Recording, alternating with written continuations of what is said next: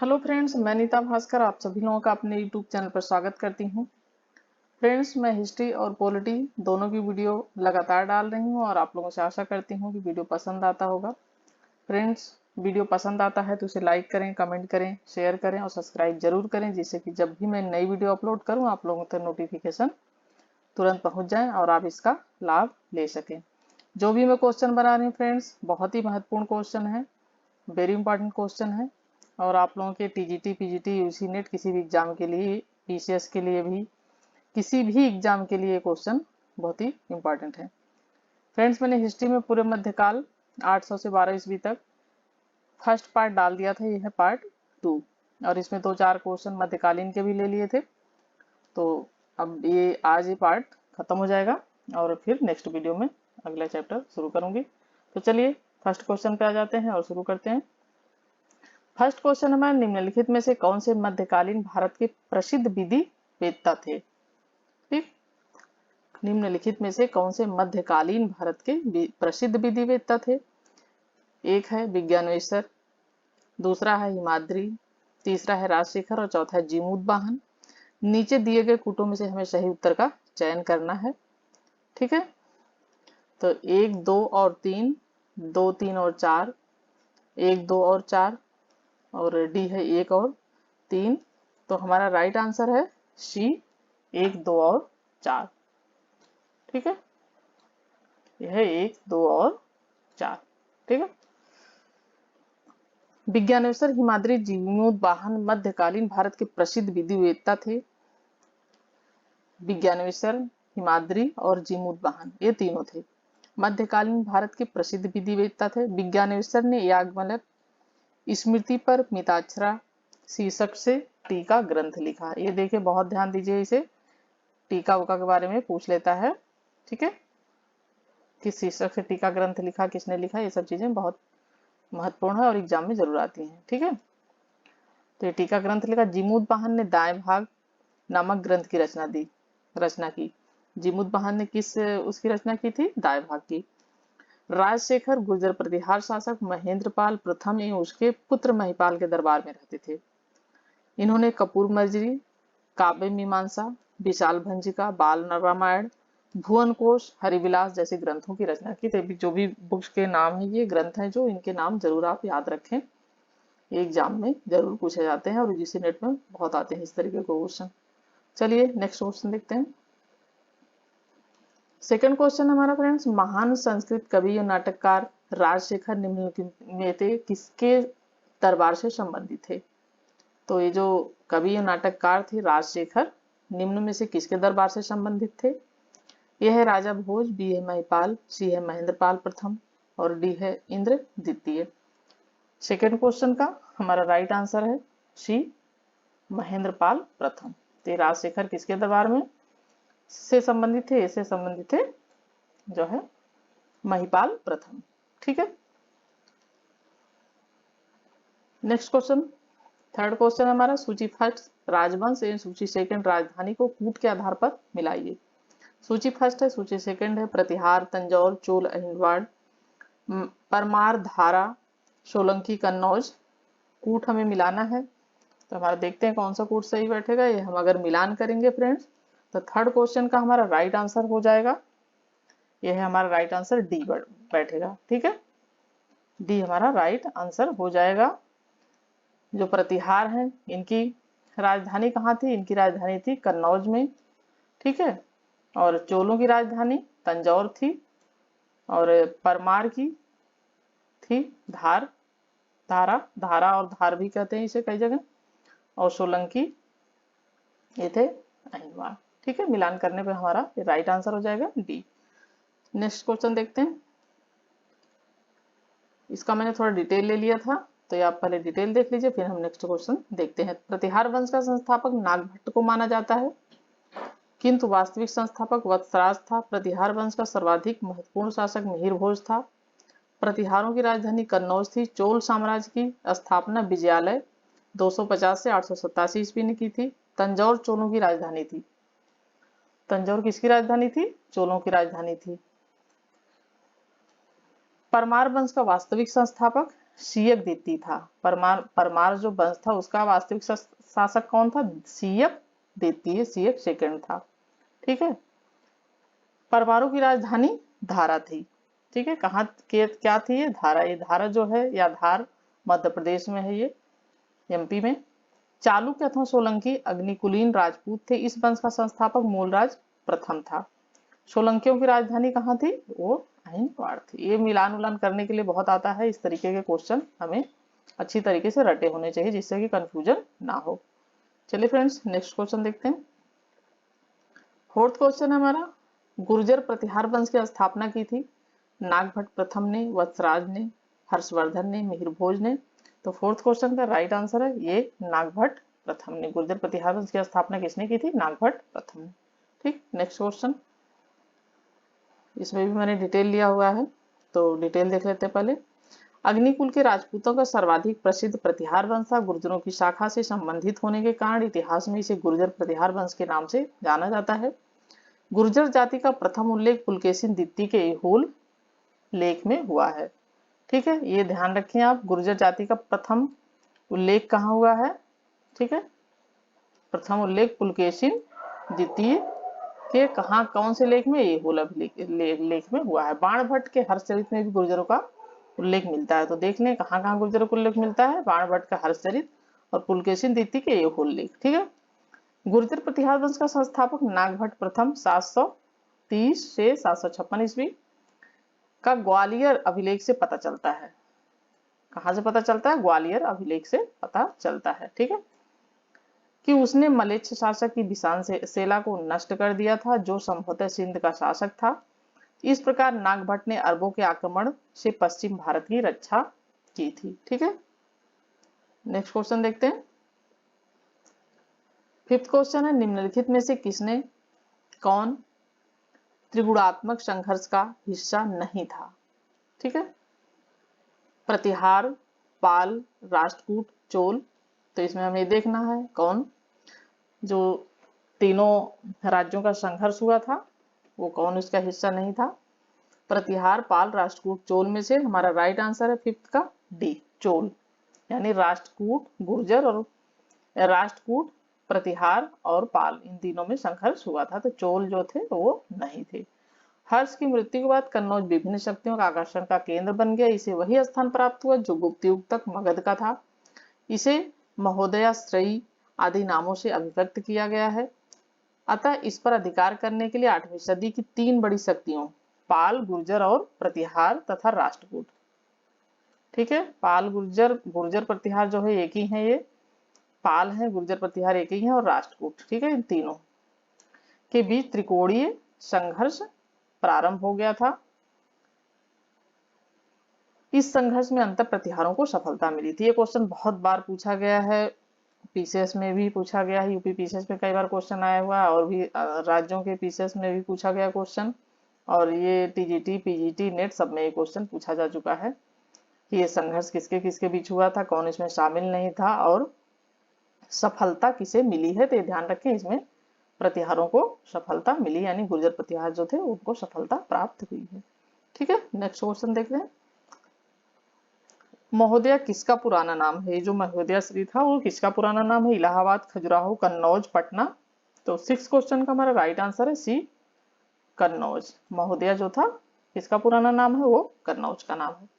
ठीक है, 7th question है हमारा, निम्नलिखित में किसने खंभात की तोड़ी गई मस्जिद के पुनर्निर्माण के लिए आर्थिक सहायता प्रदान की थी? ए चामुंड राय, बी जय सिंह सिद्धराज, सी है कुमारपाल, डी है महिपाल। 7th क्वेश्चन का हमारा राइट आंसर है बी, जय सिंह सिद्धराज। ठीक है, तोड़ी गई मस्जिद के पुनर्निर्माण के आर्थिक सहायता दी थी जय सिंह सिद्धराज ने। ओके, नेक्स्ट क्वेश्चन है हमारा 8th क्वेश्चन। राजा भोज ने शासन किया बस्तर पर, धार पर, महाकौशल पर, उज्जैन पर। तो हमारा राइट आंसर है 8 का बी, धार पर। राजा भोज थे, ये धार पर इन्होंने शासन किया, और बहुत ही जो है ये महत्वपूर्ण उस समय के शासक थे। राजा भोज परमार शासक था। परमारों का पहले शासन केंद्र उज्जैन था। तत्पश्चात राजधानी धारा में स्थानांतरित कर दी गई। राजा भोज ने धारा से शासन किया था। ठीक है, कौन सा कहाँ ये शासक था, जो राजा भोज था वो परमार शासक था, ये ध्यान रखें। नेक्स्ट क्वेश्चन देखते हैं फ्रेंड्स। 9th क्वेश्चन, निम्नलिखित में से किसने काल्पनिक वैज्ञानिक उपकरणों पर पुस्तक लिखी है? भोज, गोविंद राज, चंद्रबर्मन, महिपाल। 9th क्वेश्चन का हमारा राइट आंसर है भोज। जाओ, राजा भोज, यानी राजा भोज ने काल्पनिक वैज्ञानिक उपकरणों पर पुस्तक लिखी थी। परमार वंशी शासक भोज द्वारा कृत्रिम वैज्ञानिक उपकरणों पर लिखी गई प्रसिद्ध पुस्तक समरांगण सूत्रधार है। कौन सी पुस्तक है? समरांगण सूत्रधार। ठीक है। सरस्वती, कंठाभरण, सिद्धांत संग्रह, योग सूत्र वृद्धि, राजमार्तंड, विद्या विनोद, युक्त, कल्पतरु तथा चारुचर्या इनकी अन्य प्रसिद्ध रचनाएं हैं। तो देखिए, बिल्कुल महान कवि थे एक तरीके से, शासक जो थे राजा भोज, और इनकी देखिए कितनी सारी इन्होंने महत्वपूर्ण पुस्तकों का और इनकी रचना की है। ठीक है। 10th क्वेश्चन है फ्रेंड्स, भोजशाला मंदिर की अधिष्ठात्री देवी हैं भगवती दुर्गा, भगवती पार्वती, भगवती लक्ष्मी, भगवती सरस्वती। तो हमारा राइट आंसर है इसमें 10th का डी, भगवती सरस्वती। ठीक है। 11th क्वेश्चन है, गौड़वहो के रचयिता थे हरिसेन, आर्यभट्ट, वागपति, बाणभट्ट। तो 11th क्वेश्चन का हमारा राइट आंसर है सी, वागपति। ठीक है। क्या थे? वागपति रचयिता थे। 12th क्वेश्चन है फ्रेंड्स हमारा, निम्नलिखित युग्मों पर विचार कीजिए। प्रसिद्ध स्थान है, क्षेत्र है, बोधगया, बघेलखंड, खजुराहो बुंदेलखंड, शिरडी विदर्भ, नासिक मालवा, तिरुपति रायलसीमा। तो हमारा राइट आंसर इसमें से हो जाएगा, युग्म में से सुमेलित कौन से हैं? तो 12th का हमारा राइट आंसर है सी, सिर्फ 2 और 5, यानी खजुराहो बुंदेलखंड और तिरुपति रायलसीमा ये सुमेलित हैं, बाकी सब सुमेलित नहीं है। सही। ठीक है। 13 क्वेश्चन है फ्रेंड्स हमारा, मध्यकालीन भारत के आर्थिक इतिहास के संदर्भ में शब्द अर्घट्टा किसे निरूपित करता है? यानी अर्घट्टा शब्द जो था वो किसको निरूपित करता है? बंधुआ मजदूर, सैन्य अधिकारियों को दिए गए भूमि अनुदान, भूमि की सिंचाई के लिए प्रयुक्त जल चक्र, कृषि भूमि में बदली गई बंजर भूमि। तो हमारा राइट आंसर है फ्रेंड्स सी, भूमि की सिंचाई के लिए प्रयुक्त जल चक्र। ठीक है। इससे सिंचाई आदि का कार्य होता था, उसे अर्घट्टा कहते थे। ठीक है। 14 क्वेश्चन है हमारा, भारत पर पहला मुस्लिम आक्रमण किस वर्ष हुआ? 2-4 क्वेश्चन मैंने इसमें से भी लिए थे, क्योंकि वो 15 करीब क्वेश्चन इतने ही बन रहे थे। तो थोड़ा सा फिर अब मध्यकालीन मैं शुरुआत करूंगी नेक्स्ट वीडियो में आप लोगों के लिए। तो भारत पर पहला मुस्लिम आक्रमण किस वर्ष हुआ था? 647, 1013, 711। तो इसे हमारा राइट आंसर हो जाएगा सी, 711। भारत पर पहला मुस्लिम आक्रमण 711 ईस्वी में अरब आक्रमणकारी मोहम्मद बिन कासिम किसके नेतृत्व में हुआ था? अरब आक्रमणकारी मोहम्मद बिन कासिम के नेतृत्व में हुआ था। मोहम्मद बिन कासिम से पूर्व 711 ईस्वी में ही उबैदुल्लाह के नेतृत्व में एक अभियान दल भेजा गया था, परंतु वह पराजित हुआ और मारा गया। दूसरा अभियान बुदैल ने किया, किंतु वह भी असफल रहा। इन परिस्थितियों में इराक के हाकिम अल हज्जाज ने मोहम्मद बिन कासिम के नेतृत्व में अरबों पर को सिंध पर आक्रमण करने के लिए भेजा। ठीक है।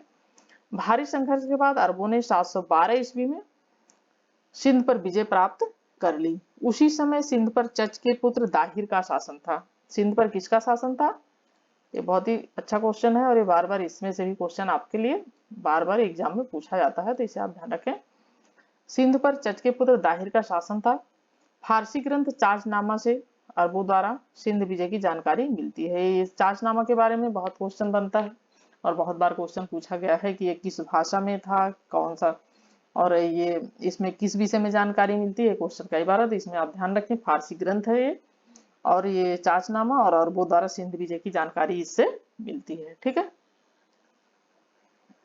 15 क्वेश्चन है फ्रेंड्स, पैगंबर हजरत मोहम्मद का जन्म कब हुआ था? 570 ईस्वी में, 622, 642 या 670? तो हमारा राइट आंसर है फ्रेंड्स 15 क्वेश्चन का ए, 570 ईस्वी में पैगंबर हजरत मोहम्मद का जन्म हुआ था। ठीक है। मक्का कहाँ है? सीरिया, ईरान, इराक, सऊदी अरब। राइट आंसर डी, सऊदी अरब। ठीक है। 17 क्वेश्चन है, हिंद भारत की जनता के संदर्भ में हिंदू शब्द का प्रथम बार प्रयोग किया गया था? यूनानियों ने, रोमवासियों ने, चीनियों ने, अरबों ने। तो ऋग्वेद में जो है ये उल्लिखित था, तो ये हमारा राइट आंसर हो जाएगा। हिंद शब्द का सर्वप्रथम प्रयोग किसने किया था? हमारा 17 क्वेश्चन का राइट आंसर है डी, अरबों ने किया था। ठीक है, अरबों ने हिंद शब्द का प्रयोग किया था सर्वप्रथम। ऋग्वेद में उल्लिखित भरत कबीले के नाम पर इस देश का नाम भरत पड़ा, जैसा कि माना जाता है। परंपरा अनुसार दुष्यंत के पुत्र भरत के नाम पर हमारे देश का नाम भारत पड़ा, ये भी माना जाता है। कुछ विद्वानों के अनुसार ऋषभ देव के ज्येष्ठ पुत्र भरत के नाम पर इस देश का नाम भारत पड़ा, ये भी कहा जाता है। ईरानियों ने इस देश को हिंदुस्तान कहकर संबोधित किया है तथा यूनानियों ने इसे इंडिया कहा है। ईरानियों ने तो हिंदुस्तान कहा, पर यूनानियों ने इंडिया कहा है। हिंद भारत की जनता के संदर्भ में हिंदू शब्द का सर्वप्रथम प्रयोग अरबों द्वारा किया गया। ठीक है, तो हिंदू शब्द का प्रयोग किसके द्वारा सर्वप्रथम किया गया था? अरबों द्वारा। 18 क्वेश्चन है फ्रेंड्स हमारा, मोहम्मद बिन कासिम द्वारा सिंध की विजय कब हुई? 713 ईस्वी, 716, 712, 719। तो ये 718 राइट आंसर है, 712। इसमें थोड़ा सा मतभेद है, कभी कुछ जो है इतिहासकार 711 मानते हैं और कुछ 712 मानते हैं, तो इसलिए 711 और 712 इसमें से जो भी आपको, अगर कोई भी आंसर पूछ ले तो इसमें 711 हो तो 11 पे लगा दीजिए, 12 हो तो 12 पे लगा दीजिए। ठीक है, 712 ईस्वी में। 19 क्वेश्चन है, भारत में प्रथम मुस्लिम आक्रमणकारी था? कुतुबुद्दीन ऐबक, महमूद गजनबी, मोहम्मद बिन कासिम, मोहम्मद गौरी। तो राइट आंसर हमारा है श्री मोहम्मद बिन कासिम। प्रथम मुस्लिम आक्रमणकारी कौन था? मोहम्मद बिन कासिम था। 20 क्वेश्चन है, मोहम्मद बिन कासिम था तुर्की, मंगोल या अरब या तुर्क अफगान?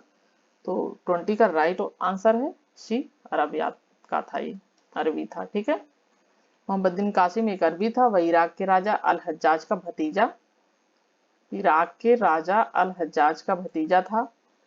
भतीजा और दामाद दोनों था, यानी भतीजा भी था और दामाद भी था, जिसमें उसने सिंध पर आक्रमण किया। उसकी आयु मात्र 17 वर्ष की थी। जब उसने सिंध पर आक्रमण किया था तो उसकी आयु सिर्फ 17 वर्ष थी। तो आज के टॉप 20 क्वेश्चन हमारे कंप्लीट हो गए। नेक्स्ट वीडियो में friend next question, next chapter. और वीडियो देखने के लिए धन्यवाद। Thank you for watching video. Thank you friends.